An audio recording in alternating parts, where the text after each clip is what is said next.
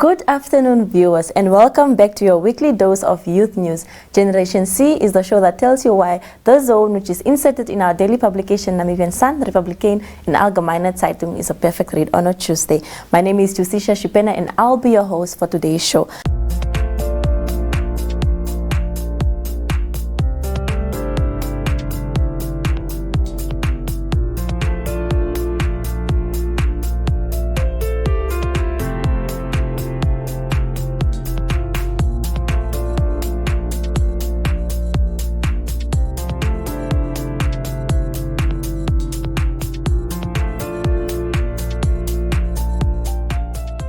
In today's show, we'll be talking about youth in our youth paper, and we'll also be joined by Stephen from the Office of the First Lady, and we'll be speaking about mental health awareness, since on the 10th of October, it will be Mental Health Day.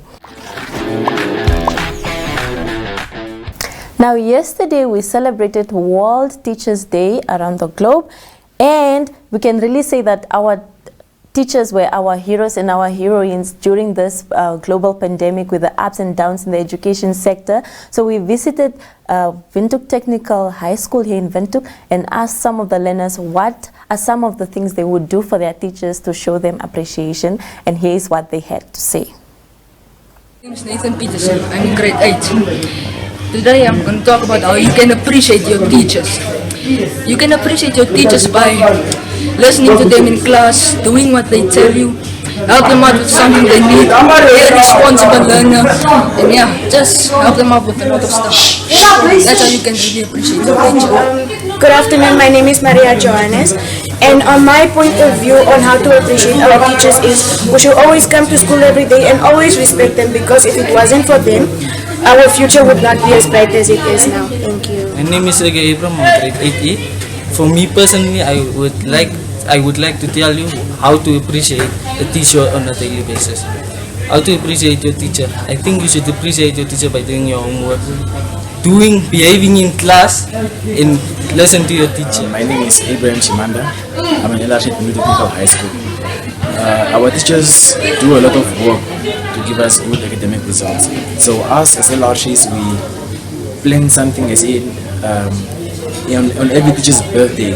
We LRCs celebrate their birthday, we sing for them and give each individual a gift. But from my side, I think the best way to appreciate our teachers is giving them good academic results. I'm the deputy head girl of HTs. Different gestures how to appreciate a teacher is by saying thank you to them after classes.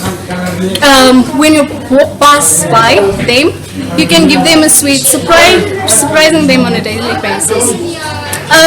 You can also appreciate them by doing their homework when they ask you to do it, and that's what they expect you to do.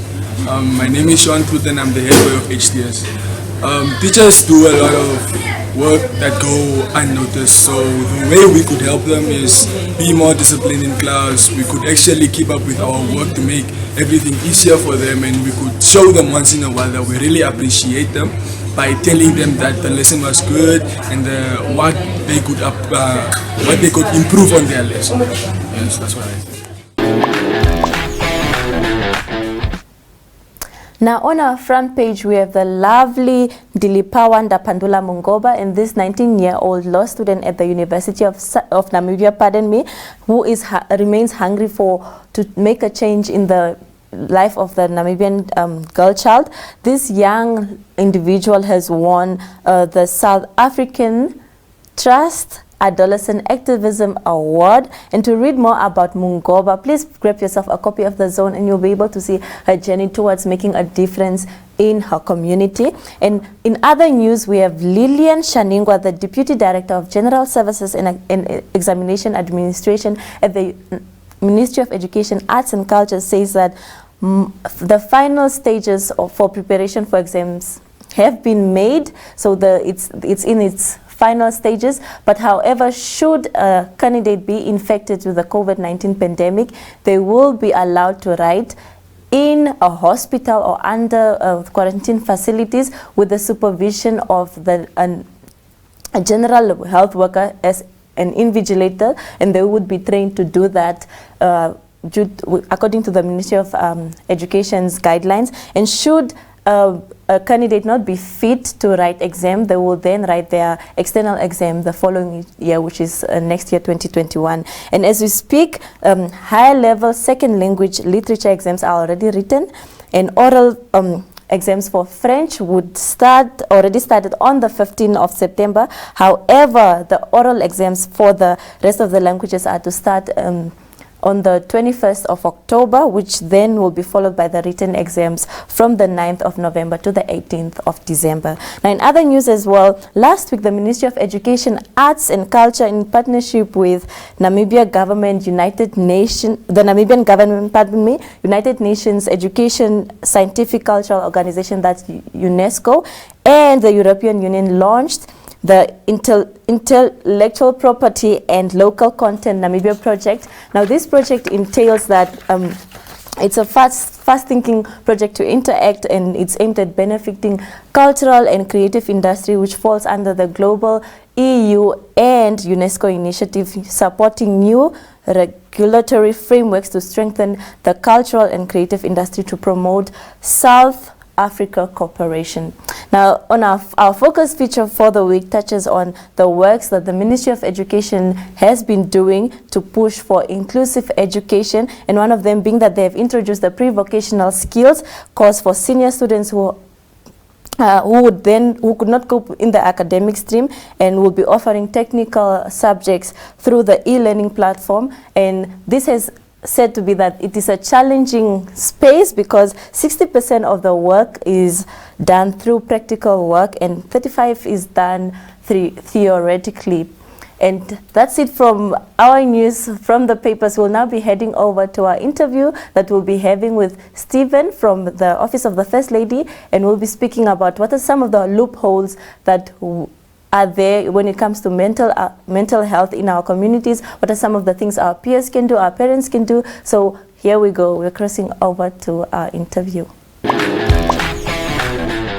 In studio, we are joined by Bernardus, and he's from the Office of the First Lady, and we'll be talking about mental health. And since we are celebrating Mental Health Day, World Mental Health Day, on the 10th of October, which is this Saturday, we just want to touch on the topic. And with the increase of suicides amongst young people here in Namibia, we just want to shed a little bit of light on how communities can show up for their children, for their peers, for their neighbors and all that. So welcome to the studio, Bernardus. Thank you, Justicia. Good to be here with you. So we're just going to dive into it. How can parents, teachers and community drive the start to open a conversation on mental health issues without negative criticism taking place and creating a safe haven for young individuals?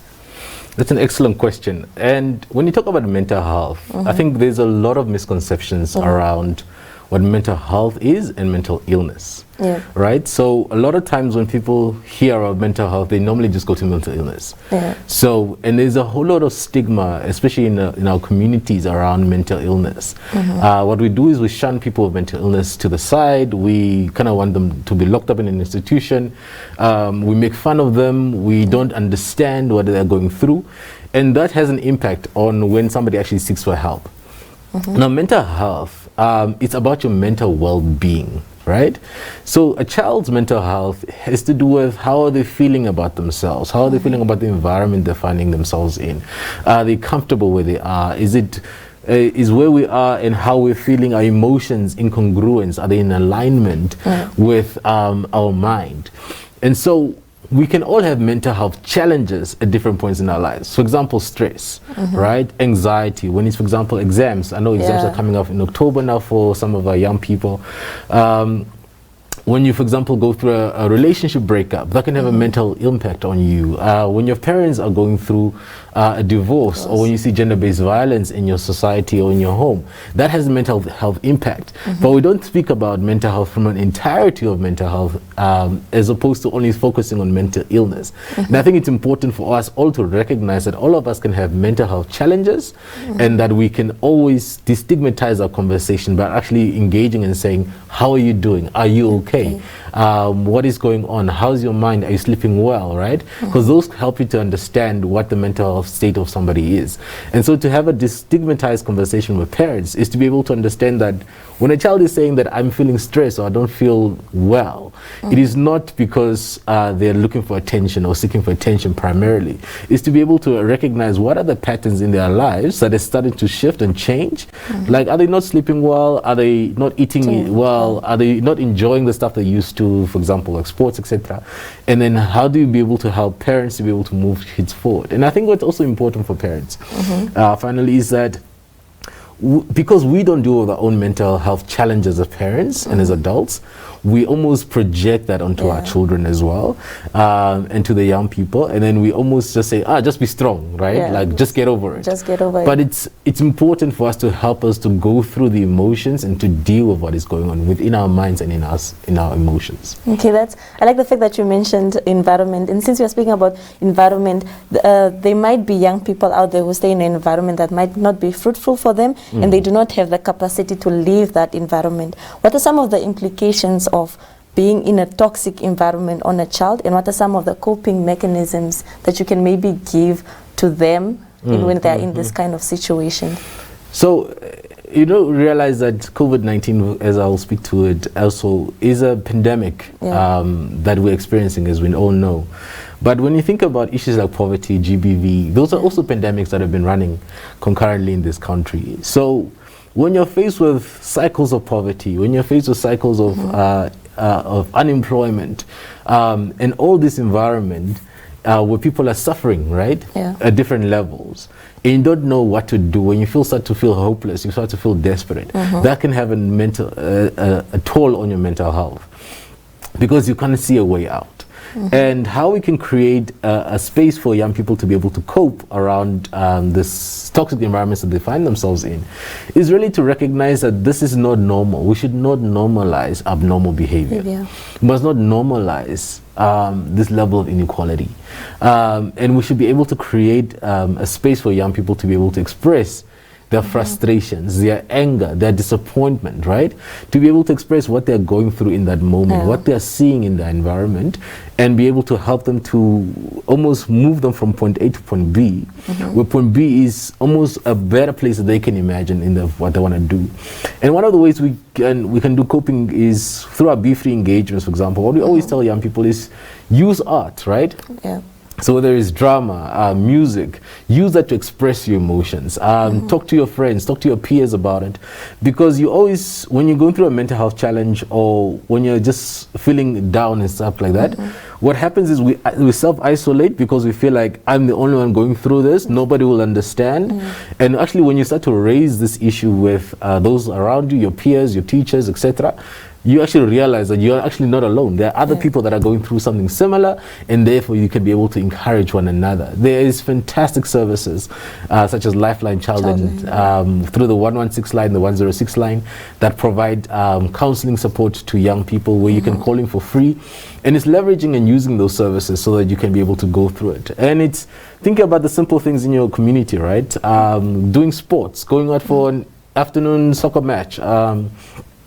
I know, like, kids these days, they don't play Amagus anymore. But those kind of things are part of just keeping your mental health strong, right? Like outdoor activities, physical activities, going for walks. Reading helps your mind to almost declutter what you're going through. So those are simple things that you can do. So sometimes you can't change the circumstances in the environment that you're in, but what you can do is, in your own personal capacity, you can kind of create a safe space for yourself and those people around you. And it's to check in on each other, right? And say, like, hey, Justice, how are you doing, man? I didn't see you for the last 2 days. What's going on? How's your family, etc.? And really that lending an ear to one another, and that helps us to be able to deal with some of those challenges, especially in a toxic space, and realizing that a lot of these issues are layered on top of each other, right? So it's if your mother is unemployed, your father is unemployed, that has an impact in terms of their contribution. That has a mental toll on them, and then they can put that stress on the children. If there is gender-based violence in the home, the kids are observing that has a mental strain both on the survivor, on the perpetrator, and the kids that are faced with that. And it's being able to deal with those kind of things. And some of those circumstances we cannot immediately, for example, change. But what we need to be able to create is seek help, seek services that can actually deal with that. and create a space that is actually healthy for you and create that environment, a little bit of a bubble for you that is also be able to save as well. So I know there's innovations such as Be Free movement by the First Lady, who are out there to do the most and be there for the Namibian child. And there has been an increase for the past month in suicide cases in Namibia. What are some of the things the society can do to help a Namibian child see that whatever they are going through can be solved in any other way rather than taking suicide as an option? It's a very difficult conversation around suicide, and I think it's a result of compounding challenges that young people are facing, right? So and I think I want us to just challenge that idea that suicide is kind of like somebody just doing it because they want to get other people's attention, or they're just using it as a way to get sympathy. I don't think that it is.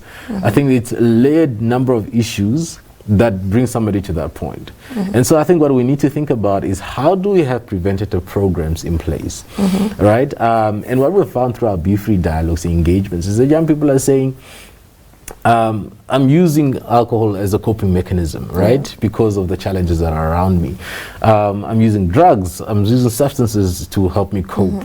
I feel powerless, I feel hopeless around the situation, and therefore suicide seems to be the best way out. So what we need to be thinking about is how do we strengthen coping mechanisms? What other alternatives can we give young people? So as I said in the beginning, it's issues like having physical activity. It's about creating a support system that is able to help young people to actually lean and find the services they need. It's linking them to mental health professionals, that people that were actually studied and are qualified to actually deal with these issues, social workers, psychologists, mental health practitioners that we can actually refer to as parents, as concerned citizens that we can engage. So sometimes we don't know how to help someone, right? So it's being able to find the necessary services that person needs and refer them there, because there are people that can actually support and help them. And I think when we talk about suicide, the issues around suicide is even that you're seeing more and more younger kids attempting suicide or having suicide ideation. So and it's signs to watch out for when somebody's talking about death a lot, or they're feeling like I can't live anymore, I don't feel like I'm strong enough, I feel like there's nothing for me here. When we start to hear those kind of conversations, we should take them seriously. We cannot just brush them off and saying it's just this person just complaining for complaining. You're too young, you don't have problems. Exactly, you're too young, you don't understand, right? But it's really acknowledging that, because I think from about 9-10 years old, young kids start to actually have an understanding around what death is and suicide, etc. Even though they may not be able to fully grasp the consequences and the results thereof, they have a kind of a sense of what it is. And I think it's important for us to be able to check out for those signs and refer where it's necessary. And I know that for a lot of parents, it's single homes, it's many, you pretty much one breadwinner in the home that has to take care of so many people. And sometimes you can also feel like, am I doing enough, right? And I want to encourage us and encourage parents that also may feel overwhelmed and saying, like, I don't know if I'm doing enough for my child, to just check in whenever it's possible. Get in your neighbors, get in family, friends, cousins, etc. that can just check in on your child if you don't have the time and capacity to do so. But really strengthen that system so that we're not shocked, because I think after the fact we're like, oh my goodness, what happened? What happened? I thought Stephen was actually happy, I thought he was actually fine. How did this come about? But it's a result of compounding challenges that has been going on that has almost led us to that place. And I think it's for us to break that cycle there before it gets to suicide. Yeah, as you said, like, if you look back then, there were communities that stood together. So now you have a household, but the neighbor doesn't support what is going on into this house, instead of them helping their neighbor. So in this time, how can we change the process of creating mental health awareness, but take action after awareness has been created to make sure that we don't have any loopholes in this regard? So I think it's realizing that it's a community issue, right? As you have raised it there. I think all of us have to play our part. There are, and it's recognizing whose role is to do what. To do what, we have the mental health practitioners that provide the information around what the issue is. And I think what we've done well, and what we need to continue to do, is take some of these conversations into our local languages, take them on radio, and I think a conversation like this is fantastic to be able to help raise that awareness, so that people just understand that it is part of our lives and we need to be able to deal with it. It's not a question of it's a white people problem, or it's a problem that's outside Namibia. It's actually our issue that we need to be able to confront. The second thing is, as a community, we have to realize what are the opportunities that are there for young people to participate, right? So how do you facilitate spaces for young people to be able to have a safe, frank, honest conversations about what's going on in their lives? Because I think what parents take for granted is that kids see what's going on, right? They see what's happening in the family, they see what's going on, how you respond, how you deal with things, even though they may not say it out loud. So they see, and this has an effect, and because they don't have a place to vent and get those things off their chest, they almost have to assume this adult responsibility of trying to deal with the complexities of life, right? So I think it's creating those spaces for young people to feel safe and speak about what their challenges is without judgment. And I think that's part of what we're doing in our Be Free engagements, is that saying we have judgment-free, frank, honest conversations to say, speak your minds, tell us what's going on, right? Even if your view is divergent to where we want to at least create a space where you are able to express that, and so that we can help you, right? And then the third thing is issues around just creating community facilities, right? I know the city of Windhoek started to do these open gyms and stuff like that across the city. I think we need to increase more of those infrastructures where young people can be able to just let off steam in those kind of spaces.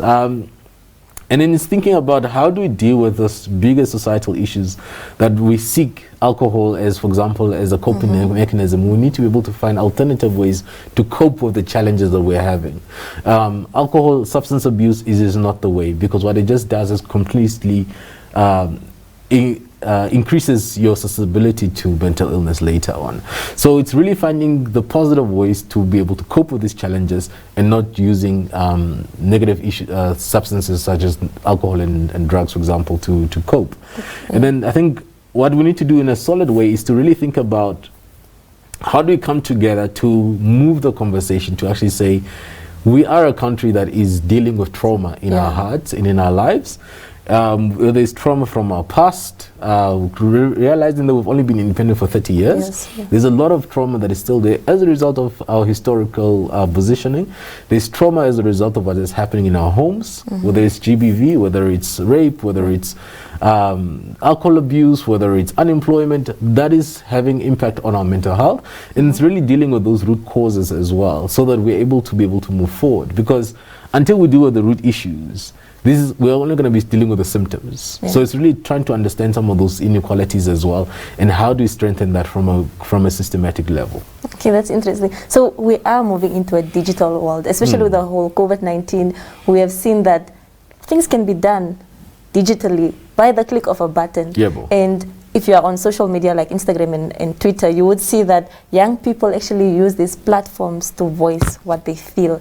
How do we then encourage our parents not to see social media as a negative thing? Because they will be like, oh, it's that phone. It's that phone. It's that phone. Exactly. Meanwhile, that phone is giving the strength that child needs. There's someone out there in the other world giving that child the strength they need. How do we then encourage parents to not see, maybe see both sides of the story and not just be like, no, it's that phone, you're chatting too much, and all that. No, for sure. And it's a catch-22, because I think parents feel disconnected to their child when you pretty much just go into your room and you're on your phone. It's like, who is my child? Where is my child? You know what I mean? And it's an escape, right? So it's recognizing that it's a tool, and that's what it should be. It should be a tool that helps your child, as opposed to a tool that continues to wrap your child around its finger. Digital literacy is important for parents. Even for myself, I look at my younger siblings, for example, who are now in their 15, 16 years old. At my age of 30, like, it feels like I'm literally like 100 years apart from where they are, right? They're talking about stuff that I don't have no clue about. So I think it's important for us to recognize our own ignorance as parents, even us who think we're young. But to realize that where are the young people at, what are the spaces and platforms that they're using, and leveraging those and saying, okay, cool, here is the space, I think use it, that's fantastic. Have an open conversation around it. Yeah. Without a question of like, oh yeah, what are you doing on the phone? Like, it shouldn't come from a critical, I'm coming for you situation, as opposed to, let's have an open conversation. Oh, I saw you're on your phone. What are you doing? Like, what app are you using these days? I heard about TikTok. What is that about? Yeah. So ask from a curious perspective, because kids always love to teach, right? Yeah. So if they feel like, oh, this person is curious and I'm the expert in this issue, they'll be more likely to open up. As opposed to if you say, but what are you doing on that thing? Then kids even just shut down. They're like, this parent of mine or this Gazi, I'm not going to even entertain this situation. Yeah. I'm going to talk to my friends. Then the second thing is also in that honest conversations to recognize that there are risks online as well. We feel though the digital movement that online violence has increased, right? Yeah, so issues like cyberbullying, grooming, we're finding cases of that in our beefries as well, where young people have said, when we started to speak about these conversations, saying that I'm also experiencing grooming, I'm also experiencing cyberbullying, sextortion, etc. We had a beefry digital just 2 weeks ago talking around those issues, and what we find is that what is in the digital space is a reflection of what's in society. So if there's already gender-based violence in society, it translates itself on the digital space. If there is somebody who's toxic in the way they speak to others, they'll translate it there, from offline to online. And it's helping young people to deal with that and also recognize the risk thereof, and realizing that online abuse for young people has an impact more severely than offline abuse, because all of a sudden your phone becomes the object of your abuse. So when you go to bed, it's with you. When you're like walking in the street, it's with you. When you're living, it's in your pocket, it's with you the whole time. Whereas offline abuse, when you, for example, you get bullied in school, after school you cannot continue with your life. You can go home and like everything's fine. But now you have this abuse that's going on your phone, and that has an impact on their mental health, because if I'm afraid to talk to my mom and dad about it, or close people around it, around the violence that I'm experiencing online, because I'm afraid they're going to take my phone, then I keep quiet, hold on to this abuse, it continues to have, and then it spreads because people share this, they make fun of it, they start in groups, etc. You carry all this trauma in yourself, and then eventually you have a mental breakdown, right? So I think it's important for us to constantly engage young people and say, hey, when that happens, it is not your fault.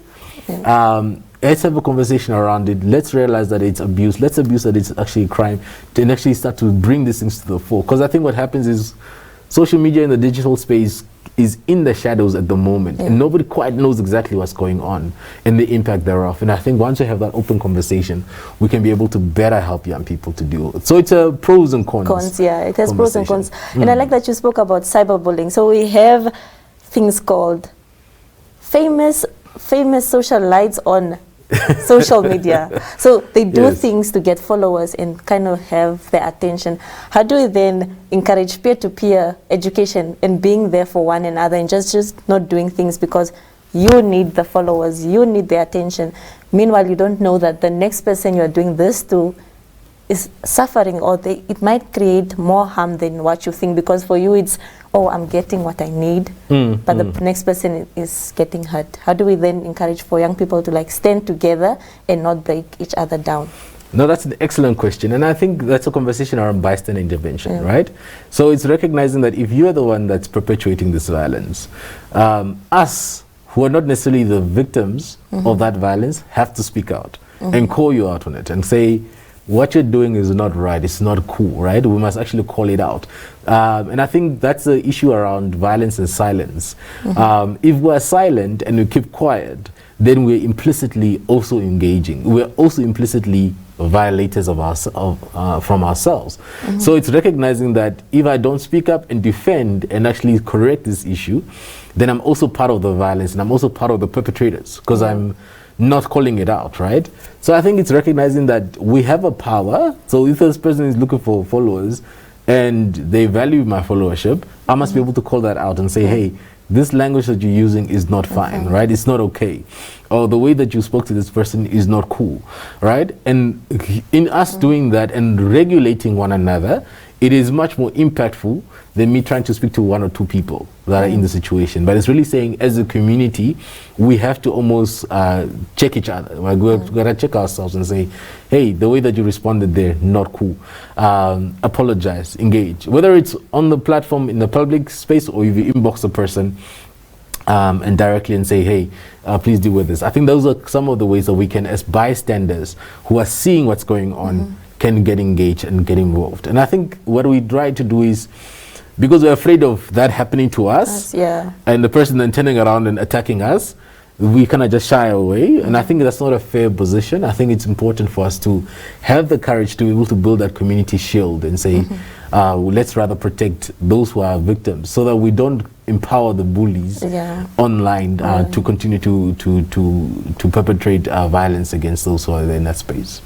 Okay, I'm so sad to say that this has come to the end of our studio session. I hope the viewers have learned a thing or two in terms of standing up not only for your peers but for your neighbor, for your communities, even your parents. You could get a thing or two from Steven, pardon me. And join us again next time on our Generation C show as we bring you all things youth.